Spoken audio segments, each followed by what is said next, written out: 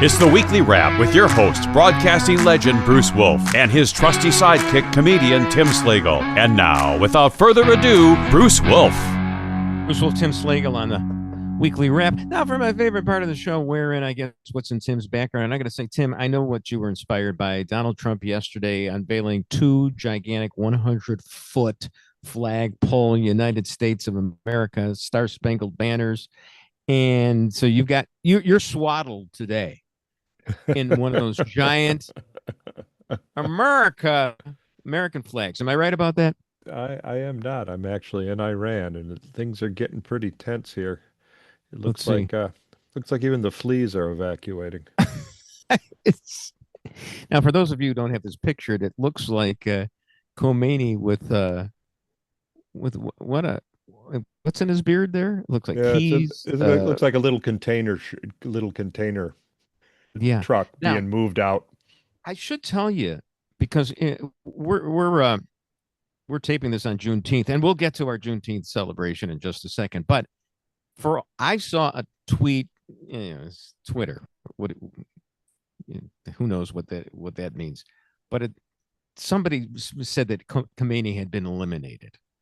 That's 15 minutes ago. I haven't seen any corroboration on that, and we're going to look stupid. Even more so. Well, we did last week. Last week, I you looked stupid. I did. Okay, I made the prediction that it was just a bluff, and then as soon as we were done recording, about a minute afterwards, it's Israel hit. So yeah. Well, in the first 10 tweets that I'm looking at right now, and you'd think I would see it if something had happened. All I'm seeing is pictures of Caitlin Clark's enforcer, Sophie Cunningham. Humbala. I actually know the name of a WNBA player outside of Caitlin Clark. How about that? Yeah, because it's her enforcer. And Brittany Grimes. I forgot about her. Yeah, we all know that name. We don't know what team she played for, but we know that we know that she was more important than a Maryland father. Was that guy from Maryland? The father that the journalist that they were holding? Is that Garcia? No. There was a guy in Russia that was being held. Held that was a real years. American, not the real American Venezuelan Maryland guy. God. I think it was like a dad. He was a journalist. He was being held in Russia. Sure. And then Brittany Grimes gets out, and it's like, hey, what about me? It's like, No, totally understand it. Well, confusion reigns. And now Chris is saying, what do you mean by what team does Brittany play for? Out there. The Soviets. That's who she plays for. Okay, look, we got it. We're going to run out of time. Team 420.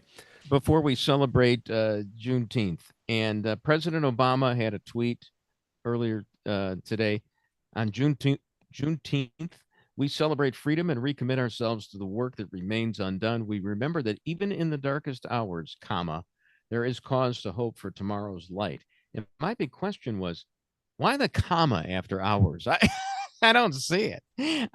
You don't need one. I'm wondering if Bill Ayers has stopped copy editing his work. So, no. I was always my grammar teacher always said, when in doubt, leave it out. Sure, that's the less the general better rule on commas. or the fewer. Yep. No, that's right. And if you're going to have one comma, you usually have to have two. They travel in pairs. It's the buddy system of commas in any sentence. I totally forgot it was Juneteenth. I had planned to go to the bank this morning. Oh, did you go and then there was no bank? The bank was closed? No, I opened Facebook and it said Happy Juneteenth, and I went, I'll bet you the bank's totally closed. Threw you off. Now, interestingly, a guy who writes for National Review, Dan McLaughlin, wrote about the origins of Juneteenth. It's interesting. What really inspired Juneteenth was when the Union took over Texas, the last holdout of the Confederacy, way west Texas, and they had to use guns to enforce the law. And so what Dan McLaughlin's point was, that's what we're celebrating. Enforcement of the law. And where aren't we enforcing the law these days? I'll tell you. So Juneteenth is our holiday too, and don't you forget it. Yeah, it's Texas was kind of like the Japanese soldier on Gilligan's Island. Yeah. Had no idea the war was over and no intention of stopping fighting. Now there were real Japanese soldiers who had no intention of stopping the fighting, right? In the Philippines or somewhere, they were still fighting. There was also, wasn't there? Yeah, Gilligan's Island. That episode of Gilligan's Island was actually based on a news story. Sure. Well, all of Gilligan's Island was based on reality. First of all, you do know who the minnow was named for. You know that. I do not. Newton B. Minnow, the chairman of the FCC, who had called television a vast wasteland. Pardon my hoity-toity T.S. Eliot. That's what he had done. And Sherwood Schwartz, who created Gilligan's Island, and the Brady Bunch, gave a big freak you to Newton B. Minnow by creating the trashiest, most celebrated trashy TV show in American history, Gilligan's Island. So there you go. And that's why we celebrate Juneteenth. Now, I always thought that we should have a Bulls celebration day, because there was a period there in the 90s when I was out for Channel 32 at Grant Park. It seemed like every June, not out from Channel 32 for keying a car. It's like Brittany Griner. We were both out. Anyway, I was playing for the Channel 32 team at that time. And every June there was a celebration in Grant Park. I mean, it was so repetitious because the Bulls had won a championship. So I thought there should be just Bulls Championship Day. Are you sure that was the championship? Are you sure people weren't celebrating Juneteenth in Grant Park and you just assumed it was the Bulls? Might have been a surreptitious celebrations. Yeah. Because I understand in the Black community that Juneteenth has been celebrated for many, many years. Longer than in Grant Park. Longer than Kwanzaa. Juneteenth has been celebrated. We didn't even let the hippies in Grant Park at 68. No way we were going to let Juneteenthers in Grant Park. I'll tell you that. All right. Let's. We got to go. We'd be remiss if we didn't talk about the No Kings celebration last week. Now I gotta admit I didn't watch a lot of that. And it didn't get the greatest reviews. Obviously, it depends what side of the aisle you're on. I heard that supposedly Trump's parade was boring. I don't know what they were expecting, but I didn't see any of the parade. I thought it was going to be covered at least on Fox News. But right. Oh yeah, they didn't have very good coverage. I think what it was is nobody showed up for it, and I think the other networks didn't. If they knew that nobody was going to show up, the other networks would have showed up. They definitely would have covered it, but they already had other plans for No Kings. Day. Yeah. And and it's Fox News didn't want to show the footage, so I haven't seen any of it. Well, look, that's what we call an admission against interest. You obviously, on the nutcase right wing side, that's what this podcast is all about. But you're admitting that we didn't even have people coming out for our thing. So I mean, that's a nice. You got to occasionally throw a little bone of honesty in there. It makes you look credible. So well, the last time conservatives went to Washington D.C. for an event, they ended up in solitary. So so all right, you got your cred back. Don't worry. As Chris noted to me, Fox had 4 hours of coverage. Hey, it's a 24-hour channel, buddy. 4 hours is a drop in the bucket. All right, let's talk about just for how much did you watch, Chris? How much of those 4 hours did you watch? 0. You watched 0. Yeah, right. Yeah. I mean, I had the U.S. Open I had to watch. I had to play golf as well. There was a lot of stuff that I had to do. So all right, as of this writing, I mean, the last thing I heard Trump say was, and it was a little kind of a downer, was that he was going to decide within 2 weeks. Because I thought it was going to be like within the next 48 hours. And for all I know, when this airs, it will have already been done. And if we're done, better it were done quickly, as I always say. But sure. So I don't I even don't know. know. Everyone's saying no war, no new war, no endless wars. It's not going to be a war. It's going to be two Boom, bombs and over. boom, And shakalaka. there's actually going to be no civilian casualties because any Iranian with half a brain is nowhere near that facility right now. It's not going to be anything. It's Nothing's going to just happen. the wind whistling through the mountain at this point. Yeah. Now the Israelis said, look, we can handle it. It's a nice feint by the Israelis because look, Governor Pritzker angered me a bit. He had a tweet, and he was, he was tweeting about immigration. This is a couple, within the last couple of days, and beating that drum. And I was thinking to myself, even assuming arguendo that you're correct about immigration, Governor, we're on the precipice of Donald Trump saving Israel's ass. And if he does it, can you just shut your pie hole for 1 second? Put some pie in your pie hole. You like pie, don't you, Governor? Lots and lots of pie. I mean, He's actually looking a little slimmer. He must have finally discovered Ozempic. People, that's what people are saying. Yep. Ozempic.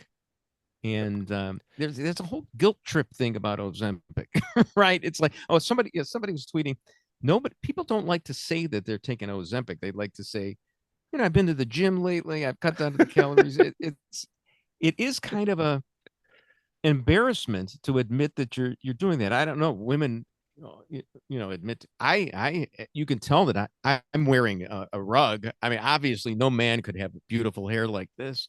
Right. So except for me. Yeah, you do too. All right, Tim. No question about it. So, but it is a thing about Ozempic, isn't it?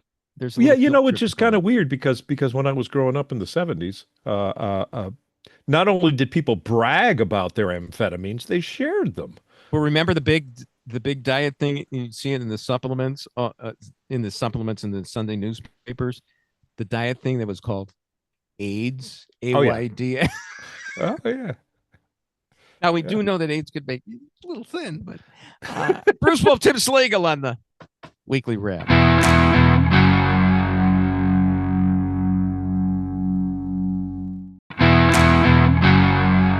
Bruce Wolf, Tim Slagle on the Weekly Wrap. So,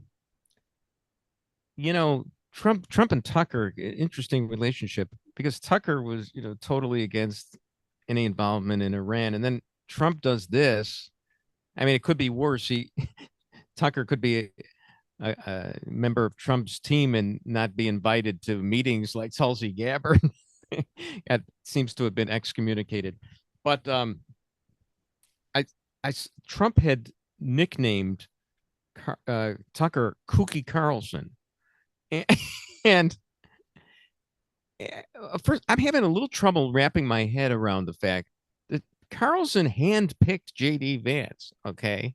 And now Trump was ripping Carlson. I do know where he got the nickname Kooky from because Trump and I are virtually the same generation. He's not that many years older than I am.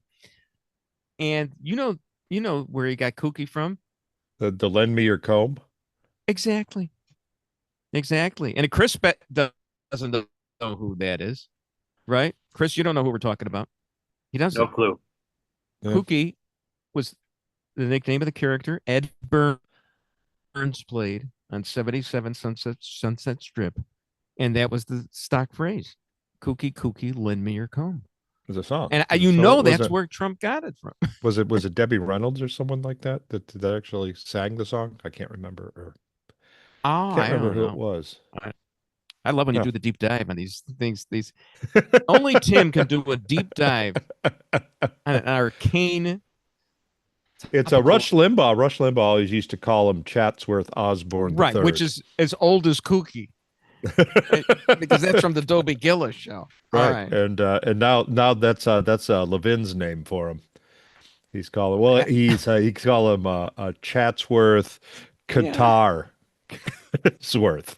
I saw Levin. I don't watch Levin, but we happened to have Hannity on because we were trying to see the latest, a couple of nights ago, and he had Levin on, and the guy starts out calm, all right, and then it's like you light the fuse, and he absolutely explodes for Yeah. about a minute solid.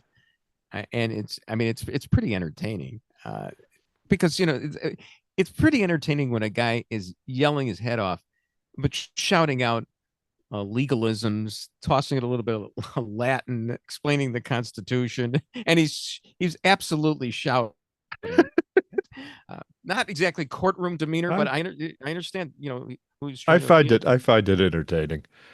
Yeah. We've been watching Gutfeld because of Uh-huh. something's gone crazy with my DVR. I can't get it to record David Muir. So we've been watching Gutfeld instead. And we always get the last couple minutes of Hannity. And Uh-huh. he introduces Gutfeld the same exact way every single night, right off the let your heart not be troubled. Sure. Gutfeld Yeah. is up next to put a smile on your face. Nothing never veers from that. Does he And ever talk to Gutfeld? Is there? Oh, it's probably recorded. well, Gutfeld no, show's probably recorded. well, here's the thing. I don't think Hannity finds Gutfeld funny. Oh, I don't think he likes him at all. No, I get. It's Remember when Hannity used to actually literally tossed a football, I think, to Laura Ingraham or somebody, and he would always throw a football around on his toss. No, I know that he doesn't like him. and it's and you I can don't tell like and you Gutfeld. can tell because Gutfeld makes fun of everybody on Fox. Jesse Waters, Brett Yeah. Baer. He does a Brett Baer impersonation. Uh-huh. He makes fun of everybody at Fox News except Hannity. Sure.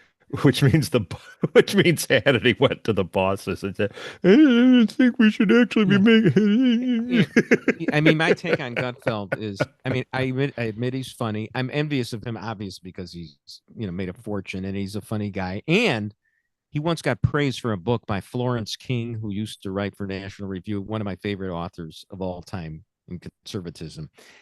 Got praised, but I take some solace in the fact that he is a suck up too, because I understand the show. It's making fun of the liberals and everything like that. And sure, yeah, Jesse Waters very nicely, but he's not really going for the jugular on any Fox people. That's for sure. And it would be hysterical. I'm sure he hasn't mentioned Tucker Carlson either. Oh, well, he did. There was one point What where did he he actually say? said, it's not like he goes, it's not like a network would ever put money over the truth. Yeah, just ask Tucker Carlson about that. Yeah, well, I'm sure he was reprimanded for that one, but no, I mean, but the thing is, He likes Tucker. Yeah, he likes They're Tucker, friends. and Tucker there's a guy named Ami something. I forgot his last name. Does a great imitation of Tucker. Has the zany, crazy laugh that Tucker has, and a lot of the non sequiturs too. I mean, I think Tucker is, he had this interview with Ted Cruz, which I've only seen a couple of clips of, and tried to nail Cruz because Cruz didn't know the population of Iran. Okay, fine. That's a big point, but I don't know. Cruz, That seemed a lot like the Aleppo moment. It seems like they pulled out he pulled out oh some sure, obscure fact to quiz Ted Cruz on, knowing he wouldn't. no, I mean that happened. No, right. That's and then people are lampooning Carlson for that as well. Like how many earned runs did Whitey Ford give up in 1962? I mean, it's stuff like that. But and then Cruz hit him on Tucker's moral relativism, because Tucker was saying, "Oh, world leaders, they kill people," and he said, "Yeah, but Donald Trump's not murdering people like Putin is." And he said, "Did I say Donald Trump was a murderer?" Well, you definitely included him among the world leaders. And then he backs off, and I, So what do you think? What do you think happened to Tucker? Why such a? what I've given. No, you've been. I don't know if you've listened to this podcast, but you've been on it. Sure. You know what my explanation is for Tucker. It's the psychological reductionism I love, because anybody can play that game. He plays it against Lindsey Graham. Graham is always casting aspersions about the sexuality of Lindsey Graham. I mean, Tucker's mother abandoned him when he was 6 years old. And you don't recover from that. You just don't. Tucker even wrote about it when his father died recently. He mentioned that. that his mother left everybody. I mean, Mom, how do you do that? So, yeah, well, she because left him with, it was like, here's a trust fund, goodbye, right? Here's your trust fund, good luck. I, you know, Tucker used to be, I mean, you can impeach Tucker's testimony with things that he has said in the past. I mean, just a few years ago, he was saying Iran must go. Now, he had that wonderful conversion, similar to the one that J.D. Vance had, with the one exception. J.D. Vance wants to be the president of the United States. So he's on Team Trump right now. Okay. Lately, last week or so, this does not comport with his view of foreign policy. Trump, to his credit, has been amazingly consistent over the years. I mean, now you could argue that his view on Iran having the bomb does not jibe with the rest of his foreign policy. You can make that argument. But as far as what he said about Iran specifically, yeah, he said they can't have a nuclear weapon. Now, I think it, in part he's affected by the fact that they've tried to kill him, and they are the world's greatest exporter of terrorism, and they could really unsettle a lot of things in the Middle East. So it seems, but you had Tulsi Gabbard, and they were bringing this up like in March. She had testified that their intelligence said that Iran wasn't close to building a bomb. However, I see that my friend Andy McCarthy has pointed out that the ODNI, is that the Office of the Director of National Intelligence, during the Biden administration, and we like to kind of catch the Biden administration in a lie, don't we? That apparently during what would have been the 2024 election season, kind of hemmed and hawed and hedged on how advanced the nuclear program was of Iran. And McCarthy's calling for McCarthy hearings on this in Congress. So it's possible that that they really weren't on the up and up on how much the program had advanced, because remember, they had promised that Iran would never get a nuclear weapon, but at the same time they were trying to reinstitute the Obama agreement. So sure, we'll see about that. They weren't building a bomb, but Timothy McVeigh wasn't farming. Exactly. It's oh yeah, no, we just like the way it glows in the dark. We're not all this stuff. We love the sound of spinning centrifuges. We're just collecting uranium because it's kind of a neat thing for the kids to play with. We're gonna make some watch dials or something with it. All I can say is that Christiane Amanpour, who the late Don Wade called Kuala Lumpur, which probably his best line. I mean, he had another one. He did have a character called Buster Hyman, which was a little juvenile, but okay, it was radio. But she just had somebody on from Iran saying, we're not building a nuclear weapon. We're never doing it. We're peaceful aims. And, just takes no challenge whatsoever. And now she finds herself on the side of basically Jon Stewart, who strung together a bunch of selected highlights of Netanyahu saying they were close to the bomb over the years, but failed to recognize how much Israel had done to prevent them from getting it. Didn't put that in, but and that's my Jon favorite. Stewart. My favorite was when they hacked into the centrifuge computers. Do you remember that one? I love that one. That one was like a comic James Bond film, and the centrifuges just kept spinning faster and faster till they blew up. It was. I mean, and and of course it's been amazing what's happened in the last week or so. I mean, that's just the best phony phone call, fake phone call, getting all these people together. I mean, jerky boys, move aside. Really. They were actually building. I saw they were building drones inside of Iran, so that they wouldn't have to worry about that is that's a determined effort. I kind of thought that they had dropped their plan to get rid of Iran's nuclear, but no, they were doing it. Oh yeah, they were doing it the Chinese way, just slow and patient. We'll talk to him about those Chinese in just a minute. Bruce Wolf, Tim Slagle on the Weekly Wrap.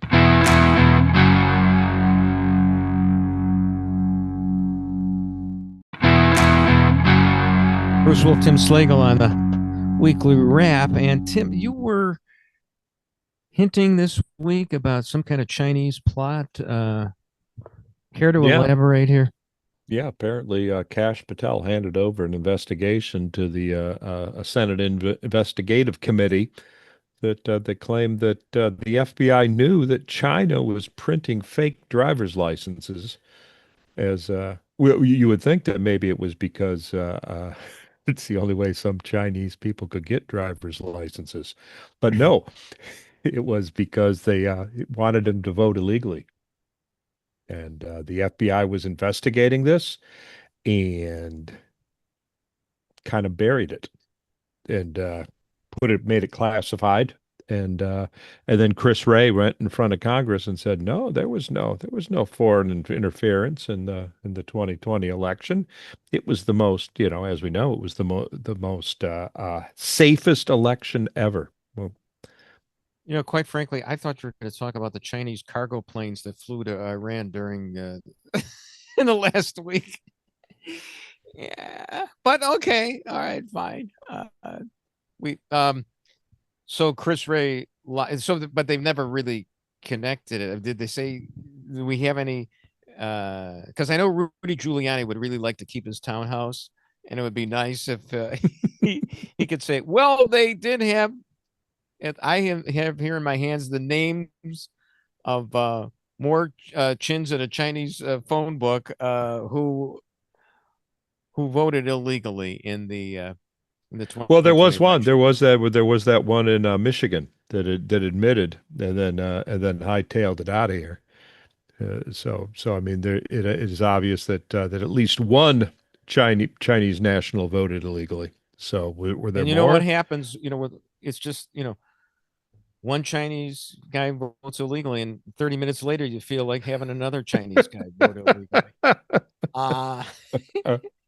Do people even get that joke anymore? Because I think it's when there was MSG in the food or whatever. But that did that.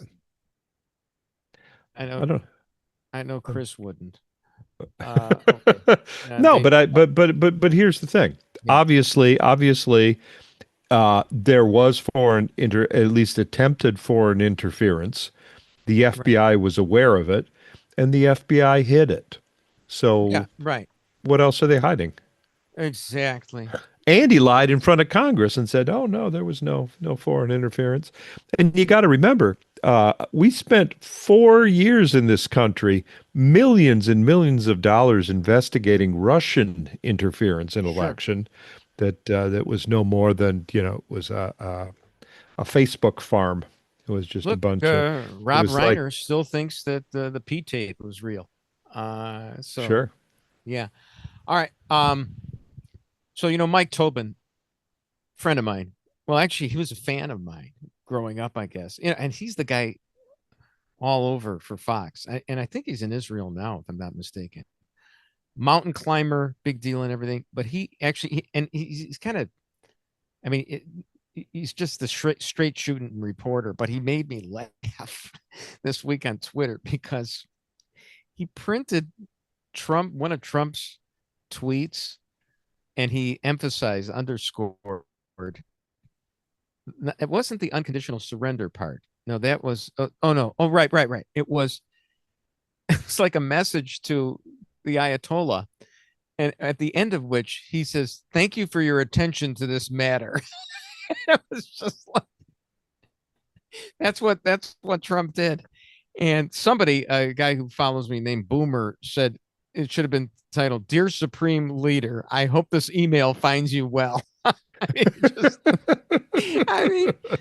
It's just what goes through Trump's head when he's the president of the United States and he's going. But I mean, that's why he's the president of the United States. Because he has an incredible sense of humor that half of America doesn't get. I think have I said this before? I think he's Oval Office funny, because it's not a high bar. All you have to do is, see those White House Correspondents' Dinners to understand that. All right. Now, here's funny. Adam Carolla had a juxtaposed the pictures of David Letterman and the Ayatollah as the Letterman now looks. And he said that Letterman should probably lay low for the next few weeks just to be safe. And I was thinking, came up with two top 10 song parodies on this whole thing. Bomb, bomb, bomb, bomb, bomb, Iran. And Ayatollah to My Sharona by the Steve Dahl Show. But, I could see Letterman saying, and I thought my cameo in Chris Elliott's Cabin Boy was a bomb. Okay. Did you see that movie, by the way? I did not, but that's all you got is two. Yeah, that's all I have. It's two. You want to add 8 more? I can add one more. Is Iran so far away? By I forget who did that one. One of those '80s bands that. Flock of Seagulls. That was Flock of Seagulls. Okay. Speaking of, I was kind of thinking it was Duran Duran because they sounded the same, but that would be Duran confusing. Duran would be Iran. Yeah, if Duran Duran sang Iran. Speaking of rock stars, we'd be remiss. Lou Christie died. Okay, now get this. We had Sly Stone, 82, dies, and then Brian Wilson, 82, dies, and then Lou Christie, 82, dies, and all I can say to that is, lightning strikes again and again and again. How about that? Wow. Okay. Wow. It's really made me appreciate Lou Christie's talent. Falsetto is a lot tougher than you think. But anyway. Did you know who Lou Christie was, Chris? You didn't know Cookie might lend me your comb. No clue. Yep, yeah. There you go. There you go. Yeah. Chris is asking me in my subconscious to stick to like 90s and later references for the rest of the show just to balance things out because we're really getting old here. Did you see this? This is a Yashar Ali tweet. Did you see the video of when the Israelis hit that TV studio in Iran? Are you kidding? Are you kidding? That's the biggest one. Oh man, between that and the No Kings protester getting run over by a car. Oh, yeah. I couldn't quit hitting I couldn't quit hitting the refresh. But I love this woman, all right. And she's just sitting there and she's talking. And by the way, doing a lot of hand gesturing. You don't do that on TV. That's not composed. But anyway, she does run off when the bombs hit. And, I'm thinking, not as impactful as when Mark Giangreco called Cheryl Burton a ditz, but still, it's pretty good. Pretty good stuff. That wasn't. Shouldn't she have been saying no bombs have been let the studio collapse around her while she's saying no bombs have hit anywhere near Tehran? Sure. Absolute disinformation. It kind of proves the point that a lot of people are saying that Iran is not like Iraq. Is you don't have as many people that are sold on the faith. And that they would gladly overthrow the government, and it kind of proved that because Baghdad Bob was right there in the bombing, stuck to the script, but right. Boy, she couldn't get that burqa off fast enough. I mean, when you look at the pictures of the Iranians from around the Shah's time and all that, yeah, what the hell happened? How do these Jimmy Carter? Well, I know that, yeah. That was a nice failed attempt. Somebody was saying it's too bad Carter didn't live to see the Israelis finally take out a successful mission. Is Ted Koppel still around? Because America held hostage day 10,000. Yeah. It's been a while. Finally over. It's been a while. So did you see this? That could be like 30,000 for 40,000, wouldn't it? Sorry. Oh, yeah. How many? 30. Let's carry the. I don't know my ciphering as well as Jethro Bodine do it. Let's see. What we're talking 46 years, 365 days. Let's round up to 400. I mean, what? Is it only 40,000 days? There's a lot of aughts in there. All right. While Chris figures that out, did you see the little piece? 14,600. How many? 14,600 days. It's only 14. Well, 1,000 days. I remember the Kennedy administration, because they would say 1,000 days. That's how long he was in. So that was almost like 3 years that he was in. Right. So 14 times that. Yeah. Okay. Doesn't seems like it should be longer, right? Day 14,600. America held hostage, finally released. I mean, they should have had that in the corner of the screen, but in the other corner you have the red zone screen. How many hours and minutes left till the start of the NFL season? And I'd be riveted by just nothing but a screen full of clocks. How many days have elapsed? How many hours till? Bruce Wolf, Tim Slagle. We'll be back in after these messages. Put your clock on that. Weekly Wrap.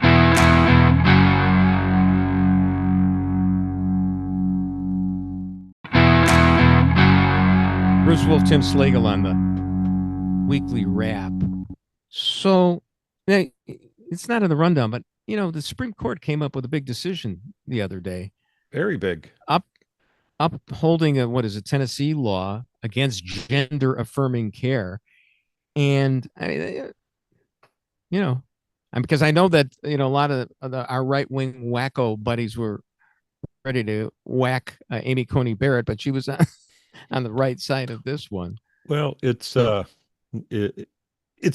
that it's a states' rights issue. That states are given the right to take care of the state's children. I mean, that's the argument on the other side is, I'm not sure the exact buzzwords, but it's like they wanted to define that as a protected class, and that it would be invidious discrimination. I mean, that's how you do it. That's how you get the federal government in there. It's how you define your terms on this. But I agree with you. A protected class, the class of children whose parents want to right want to mutilate their genitals. I mean, exactly. It wasn't that long ago we were against genital mutilation, wasn't it? Wasn't that a crisis that was occurring? And times change. So this Clay Travis is an interesting guy. Because he tends to be a Trump suck up, and he's been very successful going from sports to politics. So that's why I don't like him that much. But he did mention something that was interesting. He said there are 7 parents on the Supreme Court. They voted 6-1 against minor children being permitted to have surgery. 2 childless women, Sotomayor and Kagan, voted 2-0 to permit it. The Democrat Party, to a large degree, now enacts the political desires of childless women. Now, he didn't mention Ketanji Jackson, so I assume that she has. I don't know this, but I assume she has children, so that would cut against the grain. I don't know. Isn't that amazing how little we know about those 3? We know every vacation Clarence Thomas has been on. we know where Kavanaugh and Gorsuch live, but we don't know anything about those. As would the potential assassins, apparently. But it is interesting because, as I was mentioning, like legal terms like protected class and strict scrutiny that it has to be applied if you've got a class like that. But a lot of this can just come down to, these courts members' particular lifestyle, which, let's face it, isn't a style. It's really what you believe in, and it's just kind of interesting. And so it comes down to prejudices. Well, not all prejudices are bad. A lot of them are good, but they dress themselves up in these robes and this wonderful language, and sometimes in Latin. But here's another thing on this. This was really something. Ed Whelan, closest guy who's in favor of genital mutilation, a guy named Strangio, I guess. Interesting name. He says, he basically said that you should still, a woman with a penis is still a woman. It's just a woman who has a penis. and I found that interesting. It reminded me of the old Onion headline, "I'm a chalkaholic, only with alcohol." So, yeah, you talk about defining your terms there. was just interesting. And Sure, sure. If you want to be a woman with a penis, that's fine. you can be that in America. F. Scott Fitzgerald said there were no second acts, but in fact, there were third and fourth acts, and there are women with penises. So we'll take the men's and women's off the restrooms and locker rooms, and we'll just make it like innies and outies. So, interestingly, somebody pointed this out. The Democrats have been kind of quiet since this decision came out. They're not rallying around because they know it's a loser. It's a total loser for them. And yet they're pretty heavy on the Iran, saying that we shouldn't be going into Iran, which is also, according to recent polls, another 70% of Democrats. Well, I was surprised by that large number, because I would think between, the right wing doves and the left wing doves and people just being reluctant. Now, of course, if Trump bombs Iran and then a war starts, the whole thing could go sideways. Then he's George Bush. But look a little further ahead. Who's going to start a war over that? I don't think anybody is. Yeah. And Trump basically, his history is to get in and get out. And there are several hookers who will attest to that. But no, he is like that, because nobody wants a nuclear Iran. It's pretty much, even right. Putin offered to go in and negotiate it. Putin would be like, here's a couple billion. I'll take those. I'll take that radioactive material off your hands. Right. But Trump, he bombed the Houthis for 6 weeks, then stopped, fought and ISIS, left the blowfish alone. Yeah. Fought ISIS for 2 years, then walked away, killed Soleimani. That was it. So, I mean, that's his modus operandi. Am I right about that? Yeah, he's not after regime change. He's not after, in bringing democracy to Iran. He doesn't want any of that. He just wants to see how big of a hole he can make in that mountain. Right. All right, let's switch to sports. Or before that, so there's this restaurant, the Gale Street Inn. Have you ever eaten at it in Chicago? I have never been there, and I'm disappointed that I never made it. I heard it was a great restaurant. They just remodeled. Fantastic restaurant. Okay, Chris will attest to that. Well, they just shut their doors, and they closed. And it was interesting. The owner said, we just had a shortage of good help. The customers were coming in, but a shortage of good help. And so that it's hard for me to wrap my head around that, because, I mean, I could understand it. For example, if you had the Yogi Berra explanation, it's so crowded that people don't go there anymore. I get that, but I don't get that you'd have a surfeit of customers and somehow you're going to close the place. Well, the thing is, a restaurant can only charge so much. I mean, even if it's a really nice restaurant, there still is a limit on how much they can charge for a meal. So then you add the inflation costs of food prices, and that makes it cuts down that profit margin.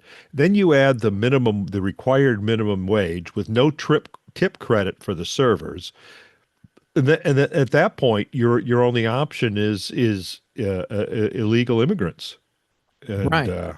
And the strongest argument for illegal immigrants was just made by the owner of the Gale Street Inn. Yeah. And then once they start self-deporting, then the wages that you have to pay you almost have to pay as much for those illegal immigrants as you do for the legal residents. So I cannot wait for Laura Ingraham, who's been real big about giving jobs to Americans, to be tearing her hair out on the set because I can't get a good meal anymore. Oh man. Do you know what another problem is? And this is kind of interesting, is a lot of these restaurants, because everyone uses credit cards, are cash poor. Right. You know that restaurants, I've seen this happen a lot, that they charge you, there's a surcharge if you use a credit card. Yeah. That's a good thing. Yeah, that was a bill. I think it was, I forget what the bill was passed, but that used to be illegal to actually charge more for credit cards. and they just paid. I forget the law passed a couple of years ago that allowed them to add a credit card. I love it when surcharge. I'm with my golf buddies. We've just spent a fortune on golf. We're spending a fortune in the restaurant afterwards, and then they're all grabbing dollar bills out of their wallet because they don't want to use a credit card for the $5 extra or something. That is, I'm rolling my eyes, and they all have more money than I do.